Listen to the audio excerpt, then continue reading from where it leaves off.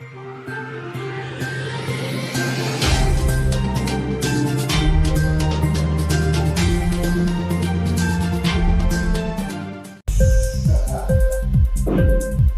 TV prime time news కి స్వాగతం.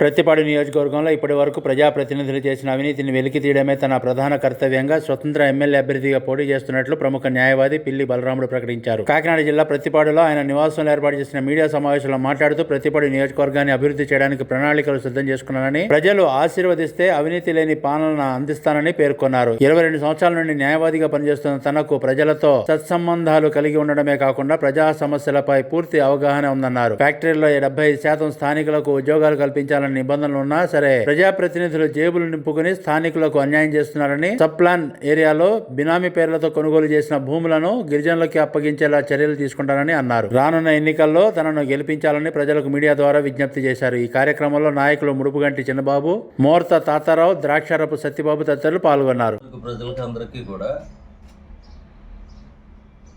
నివేదనతో సమర్పించినది ఏమనగా, నా పేరు పిల్లి బలరాముడు. ఈ ప్రతిపాడు కోర్టు పరిధిలో గత 22 సంవత్సరాలుగా న్యాయవాదిగా కొనసాగుతూ ఈ నియోజకవర్గంలో ఉండేటువంటి అనేకమైనటువంటి ప్రజా వ్యతిరేకమైనటువంటి సంఘటనలు, ప్రజల ఆమోదం లేనటువంటి విషయాలు, ప్రజా సంక్షేమం కానీ ప్రజా అభివృద్ధి కానీ ఈ నియోజకవర్గంలో కనిపించినంత దూరంలో ఉన్నటువంటి పరిస్థితులను చూసి చలించడం జరిగింది.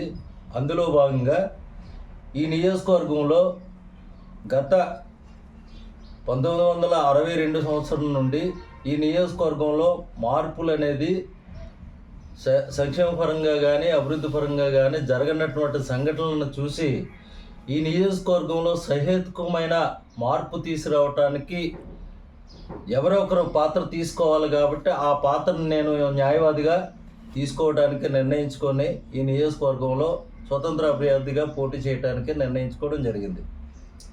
ఈ నియోజకవర్గంలో నేటి వరకు గమనించినటువంటి సంఘటనలు చూసినట్లయితే ఈ నియోజకవర్గంలో ఉన్నటువంటి అపారమైనటువంటి వనరులు ఉన్నప్పటికీ కూడా వాటిని ప్రజల కోసం, ప్రజల అభివృద్ధి కోసం, ప్రజల సంక్షేమం కోసం సద్వినియోగం చేసినటువంటి దాఖలాల కన్నా ఆ వనరులన్నీ కూడా వ్యక్తిగత అభివృద్ధికి ప్రజాప్రతినిధులు మార్చుకోవడం జరిగింది. ఆ వ్యక్తిగతంగానే అభివృద్ధి చేసుకోవడం అనేది జరుగుతూ ఉన్నటువంటి పరిణామాల్లో ప్రశ్నించేటువంటి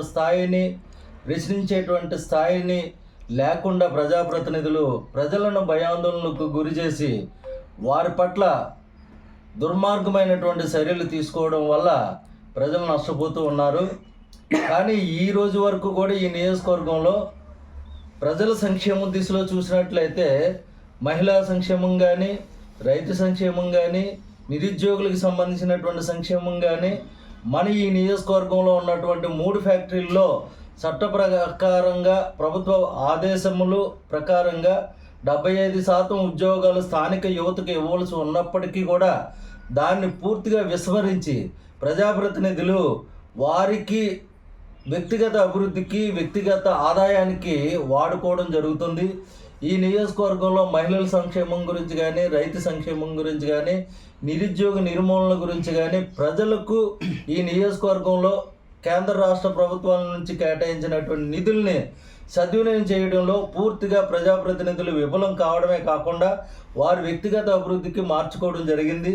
వాటిని సమూలంగా మార్పు చేయవలసినటువంటి బాధ్యత ఈ నియోజకవర్గ ప్రజలకు ఉందని ఈ ప్రజలు గుర్తించాలని ఈ సందర్భంగా నేను తెలియపరుస్తూ, ఈ ప్రజలు ఎప్పుడైనా ఈ నియోజకవర్గంలో అభివృద్ధి సాధించాలన్నా, ఈ నియోజకవర్గం బలోపేతం కావాలన్నా, ఈ నియోజకవర్గం దైనందిన రీతిలో జరుగుతున్నటువంటి నష్టాలను నివారణ చేయాలన్నా ఖచ్చితమైనటువంటి మార్పు తీసుకురావాల్సినటువంటి బాధ్యత ఈ నియోజకవర్గ ప్రజలు దాన్ని గుర్తించాలని, అలాగే ఈ నియోజకవర్గంలో స్వతంత్ర అభ్యర్థులను ఆదరించినటువంటి దాఖలాలు ఈ నియోజకవర్గ ప్రజలకు ఎప్పుడూ ఉంది.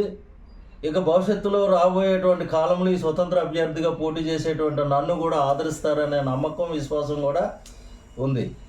ఈ విశ్వాసంతో ప్రజలకు గవర్నమెంట్ ద్వారా వచ్చినటువంటి నిధులు కానీ సంక్షేమం కానీ ఆయా వర్గాల ప్రజలకి అందజేసి వారి ద్వారానే అభివృద్ధి కార్యక్రమాలు జరిపించడమే కాకుండా కేంద్ర రాష్ట్ర ప్రభుత్వాలు ఇచ్చినటువంటి నిధులన్నింటిలో కూడా ప్రజల ద్వారా సద్వినియోగం చేయడంలో, జవాబుదారీగా ఉండడంలో, ప్రజలను భాగస్వామ్యం చేయడంలో పూర్తిగా నిమగ్నం కాబడమే కాకుండా ప్రజల తాలూకా శక్తియుక్తులను, ప్రజల తాలూకా సంక్షేమాన్ని, ప్రజల తాలూకా అభివృద్ధిని ఆశించి వారిలో సహేతుమైనటువంటి మార్పు తీసుకురావడంతో పాటు ఆంధ్రప్రదేశ్ రాష్ట్రంలో ఆదర్శవంతమైనటువంటి ఇంక్లాబ్ టీవీ వీడియోలు మీకు నచ్చినట్లయితే లైక్ చేయండి, షేర్ చేయండి, కమెంట్ చేయడం మర్చిపోకండి. సబ్స్క్రైబ్ చేయని వాళ్ళు వెంటనే సబ్స్క్రైబ్ చేసుకోండి. మా వీడియోలు మీరు వెంటనే చూడాలనుకుంటే కింద ఉన్న గంట సింబల్ని గట్టిగా కొట్టండి.